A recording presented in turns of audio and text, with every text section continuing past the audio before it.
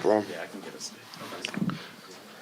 Spencer, how do you explain that? Like, how do you explain a 40? What it ended up 33, but a game that game 7 that you guys led at 40 by 46 points at one point. Yeah, I mean, I said it in the the media or radio.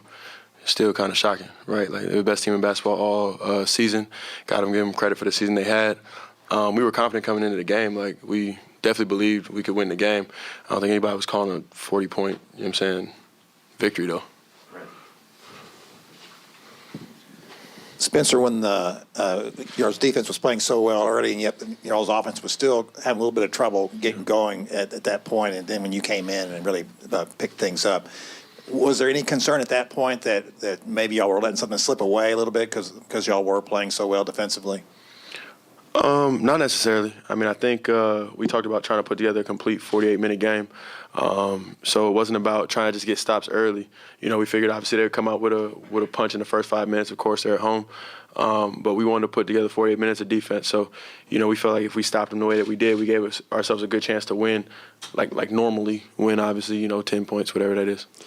Jason said that, the Suns missed some somewhat easy shots early going, and that he wondered if, maybe the pressure got to him a little bit. Did you get that sense out there? Or do you think that maybe it was the pressure of the moment, or was it the defensive pressure you guys were putting on them? I mean, I would probably more so take credit to our defensive pressure and the guys that were out there playing. I won't sit there and say like they cracked. I mean, they got some of the best players, in the game, right? Like, Aiden's probably going to get a max this summer, CP or close to it, right? He's going to get paid. I mean, all right. I mean, you can look all you want. He's going to get money. Like, he's not playing for the minimum. CP's Hall of Fame, top 5 to 7 PG of all time, right? Something like in that range. And then Book, I mean, if he continues on his trajectory, he's going to be in the Hall of Fame too. So, you don't look across and be like, oh, yeah, they're going to crack. Like, you just want to apply defensive pressure, keep the score down, try to keep the crowd out of it, and give yourself a chance. I asked you yesterday, did you have another 5 threes in you? And obviously you had another 5 threes in you. Yeah. So just tell me, when you see that first one fall, what's that like for you? It's great, man.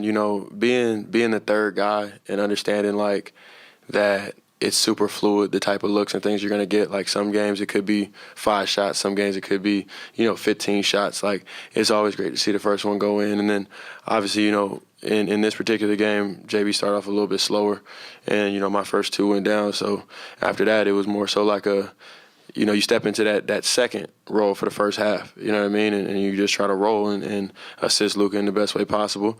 And then obviously when JB gets going, as you saw in the second half, it's more so let him cook as the number 2, you know what I mean? So that it's a constant real-time read, and, it's been fun adjusting and having some of those moments.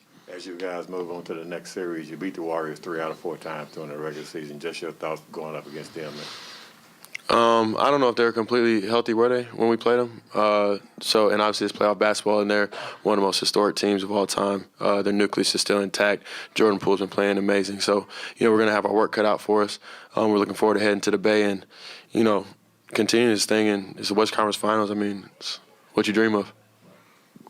Chris Paul dominated the first 2 games of the series, especially game 2, and then after that, he really, really struggled. What did you guys do specifically on him? Do you feel like you fatigued him? What was your strategy the last 5 games? I mean, I know that's probably the most popular opinion is fatigue. I can't really speak for CP. Like I said, again, he's one of the greatest point guards of all time. The numbers are the numbers. So, yes, his production did fall off, and, it was a key for us getting the win in the series. Luka came out cooking, and it was pretty clear early on that it could have been one of those nights for him. Yeah. When he comes out like that, what's kind of the reaction of the rest of you guys? What does that do for kind of the spirit of the team? I mean, anytime your leader goes into battle and is on point, and he's the type of guy that wants to throw the knockout punch. So I give him credit for that. Like, he's never scared of the moment. He wants to go toe to toe with the best, and he wants to like I said, throw that knockout punch. So it was great for him to come out and calm the storm quick and then the defense kicked in, and then obviously everybody was able to chip in after that. Say, what's the mentality of those non-Luka minutes when he goes out and it's a 10-point game, and you guys, when he comes back in, you're up 18 or something like that?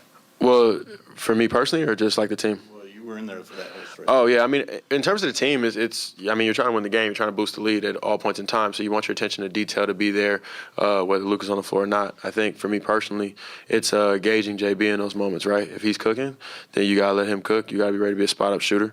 The same way I am when Luka's in there and he's cooking. If he's a little bit slower, then it's time to try to keep up the aggressiveness and really do my thing as well. And that doesn't always mean shots. Obviously, it's just making plays because the group that's usually out there is 5-out basketball, has a lot of shooters. I'm usually in there with like Maxey, Davis, one of either Reggie or Doe, and then obviously JB as well. So 5 shooters and, get into it. And also, you're in the Western Conference Finals now. Should anybody put a ceiling on this team, or where's this going to head? Oh, I mean, we didn't put a ceiling on ourselves when we entered the playoffs. I don't think we're going to do that now.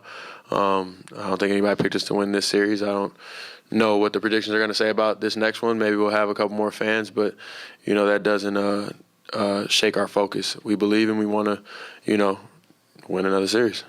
When y'all play defense the way y'all do and consistently in this series, especially the last 5 games, it's more than just a physical thing. It gets to be a mental thing at some point as well. For sure. Do you feel like that y'all got in the Suns' heads a little bit?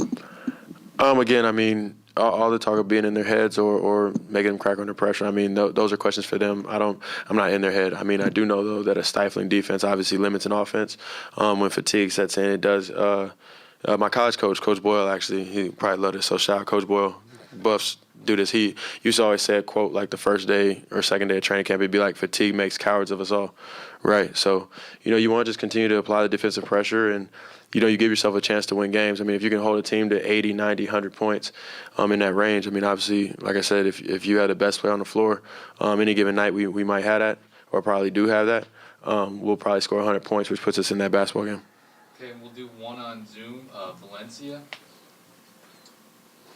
Hi, Spencer. Valencia King with Real Talk Sports. Thank you for your time. I'm not sure if you've gotten a chance to check social media yet, but the city of Dallas is obviously very proud of you guys.